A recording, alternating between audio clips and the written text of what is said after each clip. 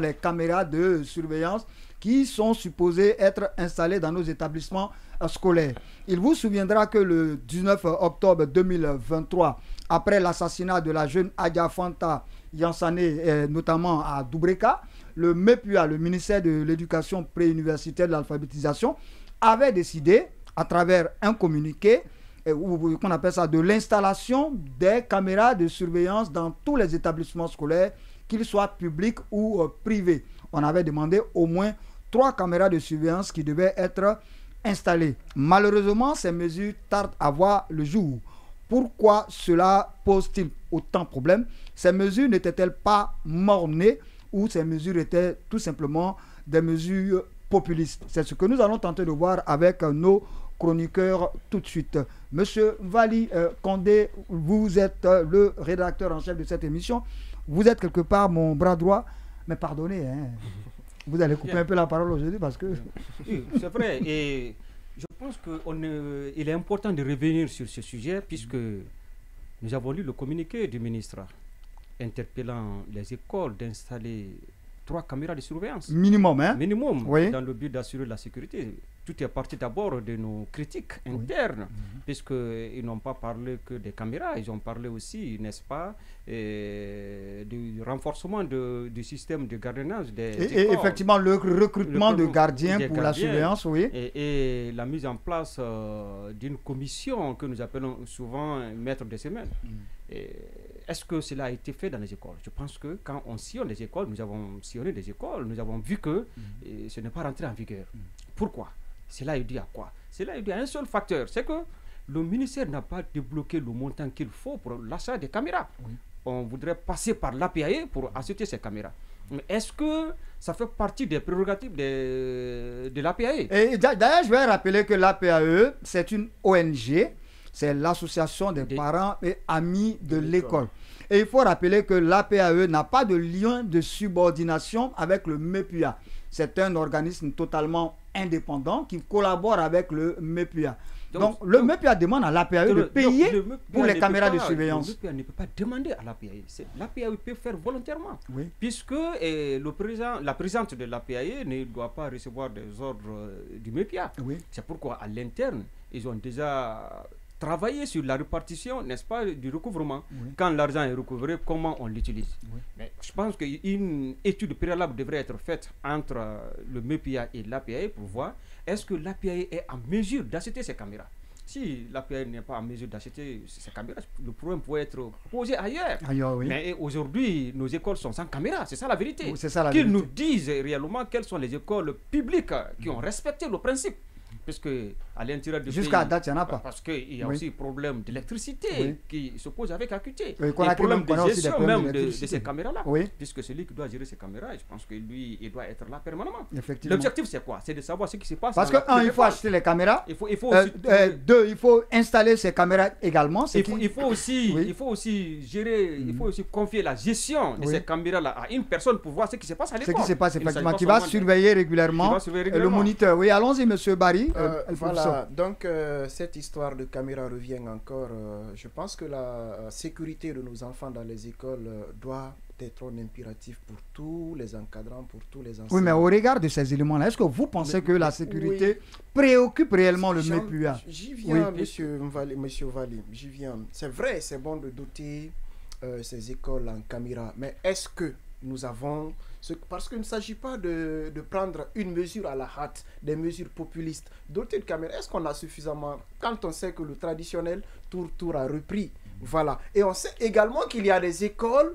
Est-ce que ces écoles-là sont électrifiées? Est-ce qu'ils ont l'électricité? Est-ce qu'elles ont l'électricité même quand vous partez à l'intérieur du pays? Parce que quand on parle de caméras, on risque... Ça risque d'être des mesures clivantes. Il y a certaines écoles qui seront dotées en caméras, celles qui ont les moins, et d'autres... Et il faut rappeler que cette mesure, normalement, cette mesure devait rentrer normalement en vigueur le 1er novembre. Hein. Et jusqu'à Mais présent, qu'est-ce que le ministère... pas l'ombre de... C'est pourquoi je dis que ce sont des mesures populistes. Pas une ombre d'application. Voilà, c'est qu'il y a eu un problème. On a assisté à l'assassinat de l'enfant de la fillette. Donc il faut prendre rapidement des mesures pour essayer de tromper l'opinion. Ce n'est pas comme ça on doit gouverner. Hein. Voilà, il y a des écoles aujourd'hui. Tu y vas, tu ne verras même pas une seule lampe allumée. Effectivement. Justement, j'aimerais plus ou moins abonder dans le même sens. Nous avons... la pratique en Guinée voudrait que parfois lorsqu'il se pose un acte sous la pression, sous une certaine pression ou bien avec un peu de fantaisie, nos dirigeants ou nos autorités prennent des mesures. Pourtant, l'applicabilité de cette mesure fait toujours défaut. À mon avis, à mon humble avis, ce qu'il faudrait par rapport à cette mesure-là concrètement, il faudrait que l'on passe à l'action. Parce que la sécurité... Oui, mais comment passer à l'action, M. Alpha? Lorsque le ministère se rabat sur une ONG. Je vous rappelle que l'APAE est une ONG. Ce n'est pas une structure déconcentrée du MEPUA. C'est une ONG. L'administration publique qui demande à une ONG de doter les établissements publics de caméras. Est-ce que on ne tombe pas des nues un peu avec cela? Un non-lieu. Ce qui est important ici, il faudrait rappeler au ministère, au département qu'ils ont un budget. Ils disposent d'un budget. Donc il faudrait que si la mesure fait polémique déjà et qu'on trouve que ce n'est pas nécessaire de recourir à l'APAE pour le financement de ces caméras-là, ils ont un budget. Il faudrait qu'ils essaient de voir entre cadres au sein de leur département là-bas comment s'organiser pour dégager dans une ligne le financement. Créer une ligne spéciale. Je vais rappeler, pour être objectif, je pense qu'en Guinée, il y a 10 000 écoles environ. Maintenant, les 10 000 écoles, si on veut doter toutes les écoles en caméra, ça nous fera combien? 10 000 fois 3, ça fait 30 000 caméras. Mais une caméra coûte combien? Une caméra de surveillance coûte environ 300 000. Ça dépend de la qualité. Il y a des caméras qui coûtent plus cher que cela. Au moins 300 000. Donc, il nous faut combien alors pour doter toutes les écoles de notre pays en caméra? Écoutez seulement, ça fait combien d'abord? Ça fait 9 milliards. Est-ce que le gouvernement, est-ce que le MEPUA peut nous dire aujourd'hui qu'il ne peut pas avoir 9 milliards? Il peut avoir 9 milliards pour doter toutes les écoles. Et je vais faire remarquer, avant de poursuivre avec M. Maoumi, je vais faire remarquer que, par exemple, l'APE en moyenne, par exemple, c'est 10 000 francs au secondaire, par exemple. Imaginez que sur les 10 000 francs qui sont versés comme cotisation annuelle par les élèves, les écoles, non, attendez, ne calculez pas, vous allez trop vite en besoin, monsieur Valu Condé. Sur les 10 000 francs qui sont versés, il ne reste que 2 000 francs dans les établissements scolaires.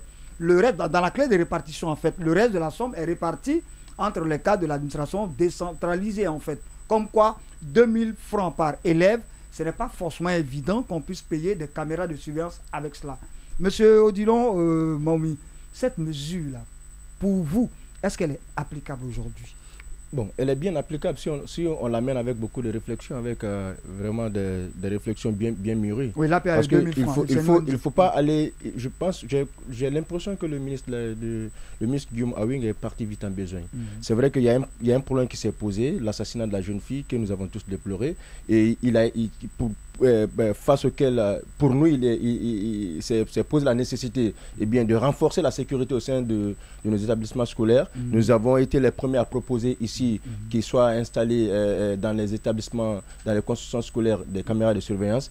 Heureusement que nous avons été entendus, mais il y a des préalables quand même à cela. Effectivement. Il est inimaginable dans un État comme le nôtre où l'électricité n'est pas stable, oui. Et bien qu'on veuille aller rapidement à l'application d'une telle mesure. Mais à côté, c'est vrai que si l'électricité n'est pas stable, il y a des mesures palliatives quand même. On peut installer les panneaux, dans les établissements. Oui. Là, pour vous dire que si en partant de l'électricité, c'est impossible, mais avec les panneaux, c'est bien possible. Première chose. Deuxièmement, vous l'avez dit, il faut du matériel qui doit être installé. Il faut trouver un ingénieur qui va être chargé de la surveillance de la chose, entre autres. Mais est-ce que tous les établissements, c'est vrai que de toute évidence, tous les établissements scolaires en Guinée ne peuvent pas bénéficier des caméras de surveillance aujourd'hui au regard de la nature même de l'infrastructure. Maintenant, est-ce qu'il ne faut pas tenir compte, par exemple, est-ce qu'il ne faut pas redéfinir les critères pour voir le niveau de dangerosité, par exemple, de l'espace de la localité, par exemple. J'ai dit que le ministre Guillaume est parti vite en besoin. Dans les autres pays où la chose a réussi, ils tiennent compte quand même d'un certain nombre de critères. Il y a quand même un principe fondamental qui est quoi? Le respect de la vie privée. Parce que ça veut dire quoi? Quand on doit installer les caméras de surveillance dans les établissements scolaires, ce n'est pas n'importe où. Ça, c'est la première chose. Et pourquoi on va installer? Quelle est la finalité? C'est de prévenir la criminalité, les nuisances à l'école et ou les intrusions dans les établissements, entre autres. Donc, pour ça, entre autres. Mais il y a quand même à s'interroger sur l'autorité quand même qui doit... Quelle autorité doit donner l'autorisation d'installer? Parce que là, il ne faut pas oublier... Dans les pays qui fonctionnent normalement, il y a la commune qui joue un grand rôle. Parce que la commune, en tant que collectivité décentralisée, a une mission aussi de maintien de l'ordre public. D'ailleurs, je crois, M. Odilon, je vais rebondir sur vos propos. Lorsque vous parlez des communes, par exemple, c'est aussi la communauté. Est-ce que les communes aujourd'hui qui ont en charge de la gestion de l'enseignement local et préuniversitaire, est-ce que les communes ne peuvent pas être associées, par exemple, à l'achat de ces caméras, en France, par exemple, au lieu d'impliquer les APAE?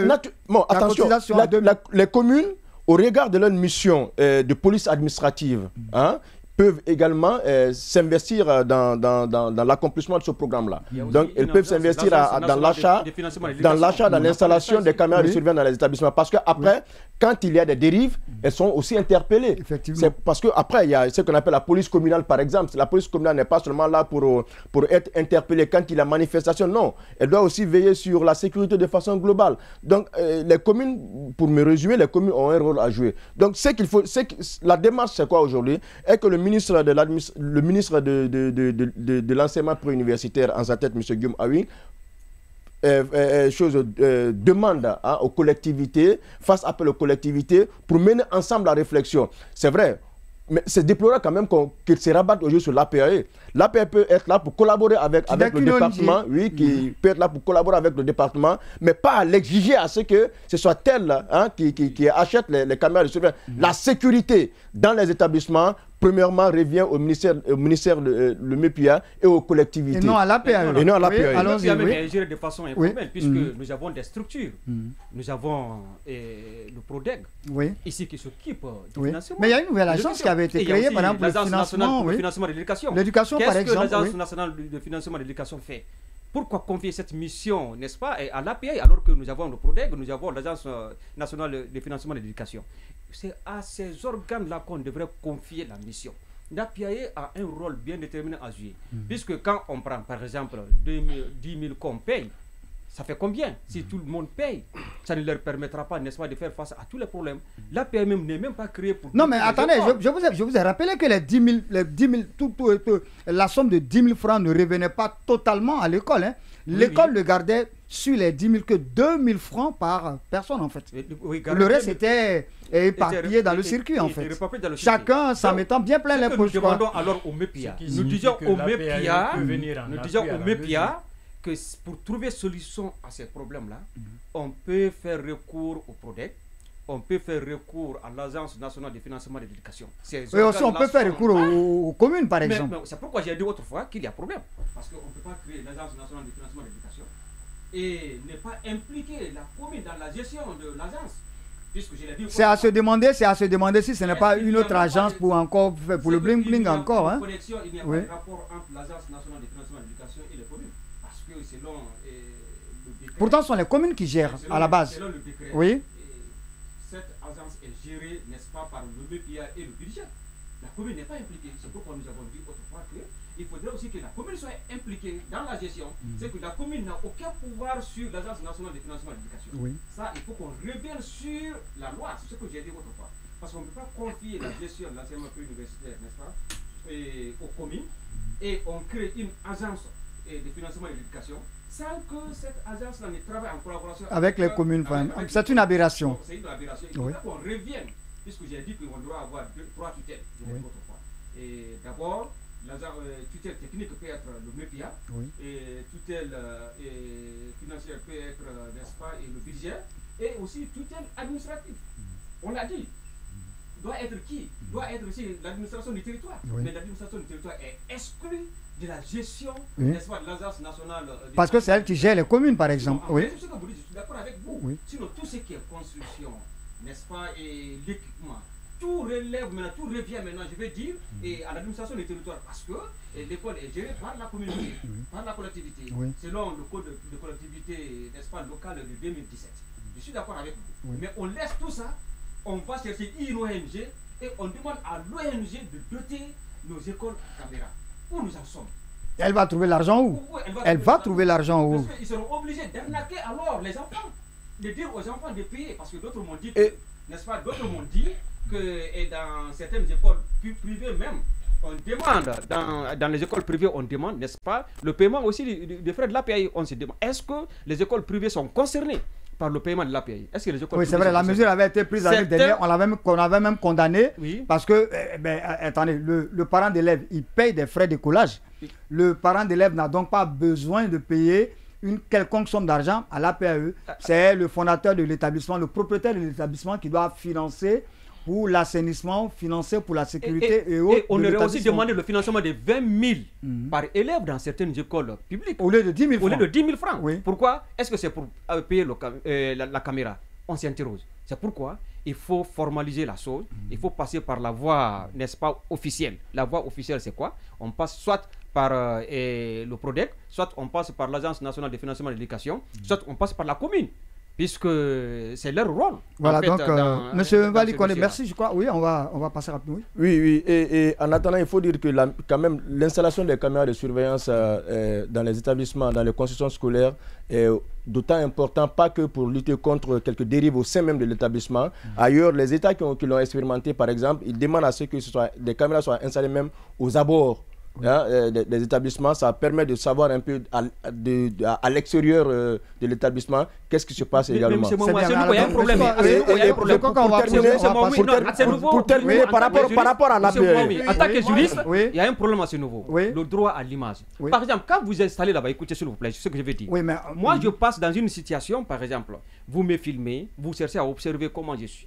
Est-ce qu'en droit, il est normal d'installer la caméra et de manière à observer ce qui se passe dans la rue? Monsieur, vous savez pourquoi? Oui, mais les mouvements de la personne, on le fait. Par exemple, les États qui sont en proie avec le terrorisme, par exemple, ces caméras permettent quand même de savoir un peu s'il y a une action qui s'est posée dans les abords, par exemple, de savoir réellement qui sont les auteurs. Pour terminer avec l'APE, je crois que le ministère a tapé à la mauvaise porte. Pourquoi? Parce que quand vous allez, par exemple, à l'intérieur, il y a ces contributions qui sont relevantes de l'APE qui permettent de supporter ce qu'on appelle ici les enseignants communautaires. Donc, c'est encore important de rappeler au ministère qui n'a pas tapé à la bonne porte, qu'il aille voir ailleurs. Qu'il cherche ces mesures, c'est qu'il cherche le financement de ces mesures ailleurs. Donc, bien merci à tous mes chroniqueurs. PRODEC et l'Agence nationale de financement de l'éducation peuvent les aider à trouver ce solution. Il faut notifier aussi une chose, Mvali, c'est que ces caméras, ce n'est pas uniquement pour la sécurité des enfants aussi. Elles peuvent nous permettre de contrôler même ce que l'enseignant fait en situation de classe. Mais non, c'est 3 caméras. Non, là, je suis pas d'accord avec vous. Non, regardez, vous savez, la classe, en France, par exemple, je reviens encore, parce que moi, j'ai beaucoup fouillé sur le cas français. En France, par exemple, il y a une structure qu'on a mise en place. Vous remettez en question encore, vous remettez en question les libertés individuelles. Voilà. Pourquoi? Non, je ne suis pas d'accord avec toi. Il y a Thomas Dottier qui est le directeur adjoint. Thomas Dottier qui est le directeur adjoint de la Commission nationale de l'informatique et des libertés. Qui est une structure étatique qui joue un grand rôle pour ce qui est de l'installation des caméras de surveillance, qui dit ceci: dans un établissement scolaire, la sécurité des élèves doit d'abord être assurée par les surveillants et le personnel éducatif. Et il insiste sur le fait que cette commission travaille pourquoi? Elle travaille pour faire en sorte que lorsqu'on doit, au même moment où on veut veiller sur la sécurité au sein de l'établissement, il ne faut pas négliger la liberté, parce qu'il y a un principe quand même qu'il faut. Voilà, la liberté.